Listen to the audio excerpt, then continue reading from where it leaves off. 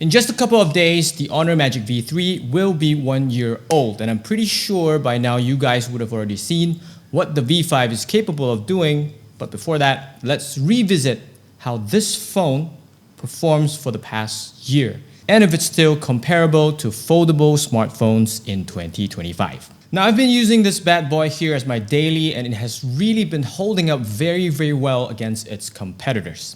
If you've watched my review on the Oppo Find N5, I did say it's not exactly the thinnest in the market. They both have the same thickness, at least to my eyes. The only difference is that the Find N5 is slightly edgier while the Magic V3 is slightly rounder on the sides. That aside, let's go through what I really like about the Magic V3 and what I hope to see in the upcoming Magic V5.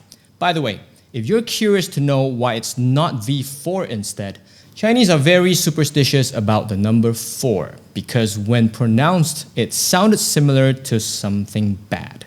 Now, my V3 here is the Mozzie Green, and the color may not be for everyone, but I swear it grows on me each day. You can tell from a certain angle that it has really minimal stardusts. It smudges when your hand is oily, but also very easily clean. Though most of the time, it is protected with the back cover that comes in the box. Now, this is a leather material-like casing with a camera protector at the back here, but can also be used as a very sturdy stand. The Magic V3 is a very nice foldable to hold because of the slightly curved edges here on the sides. Slippery sometimes, but the thinness and this huge camera bump at the back helps to balance things out a little bit more. We'll get to the camera part in a while. Now, one thing I find quite hard to get used to is the placement of the volume buttons, which isn't aligned together with the power button on the side here. I find myself fiddling with the volume buttons when I use it unfolded because, when it's closed, it's very easy to find because it's very thin. But once it's unfolded, the supposedly volume buttons being aligned on the right side becomes aligned to the left side. So it's kind of confusing, but I'm already getting used to that. I think that it would be great to place both volume and the power button on the same side rather than having them split up, in my opinion. As for the rest of the design, it really just shouts premium with a touch of minimalism. The outer screen here is a 6.43-inch display, and yes, I definitely think all foldable outer screens should be made standard with this size.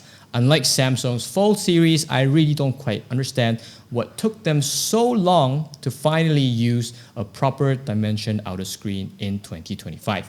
Now, the face unlock on the Magic V3 is spot on, though if I remember correctly, it used to be a tad more responsive when I first used it. When you unfold this Magic V3, this is the 7.92-inch display, which is just nice to be used either vertically or horizontally when opened. I do, however, find myself using the phone horizontally because it looks wider and nicer to type. The amount of time spent to binge watch whatever I want is absolutely amazing. Speaking of which, I also noticed how the keyboard becomes one-sided when it's being rotated horizontally. It would look way nicer, in my opinion, if it's being placed in the middle.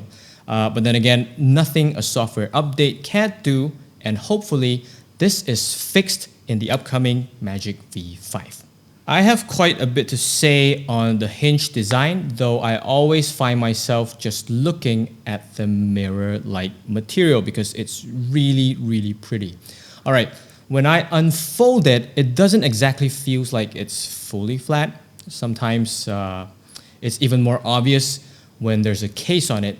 So if you're OCD like me about things like this, you could probably get away with applying some force to make it completely flat. But I wouldn't be sure if it's safe to do in the long run. Now, the hinge angle also isn't very sturdy like the Find N5. It doesn't have enough resistance at certain angles. Let's see if you do this, it's still okay, but then it just goes down. So there's not much resistance. And in my opinion, this puts both folding and unfolding quite dangerous if you're not being careful enough. See how it's sprung without any resistance when you unfold it. there's like a spring. It feels like there's a spring there. Yeah. So it doesn't fold and unfold accordingly to whichever angle you want it to be. Or when your finger accidentally slips when you're unfolding it, it would just snap back. That's quite dangerous. Don't get me wrong, it's a good hinge design, and I'm pretty sure this will be improved in the upcoming Magic V5. Let's go back to the camera bump design here. I like it because it provides a good balance when you hold it one-handedly while resting your index finger on it like this. Very comfortable. And this rounded camera design houses a 50 megapixel for both wide and telephoto lens, while the ultra wide is a 40 megapixel. Photos are sharp and clear with 3 different photo profiles to choose from. There's also a number of AI functions on the photo edits on this phone, but I'm pretty stoked to see some of the latest advanced AI tools for photography on the upcoming Magic V5. It will definitely be a pretty strong all-rounder foldable for sure.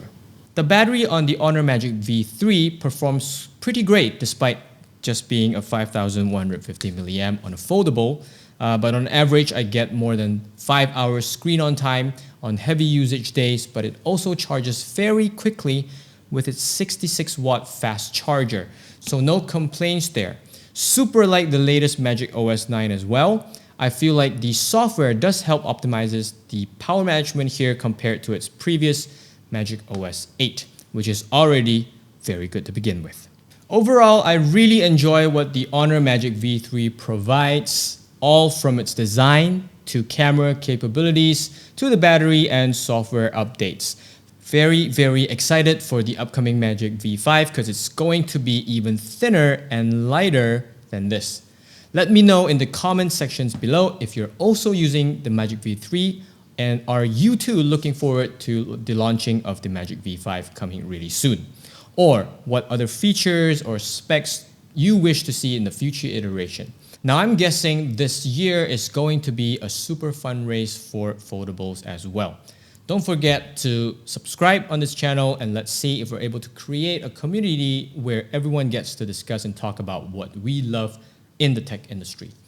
I'll see you guys in the next one.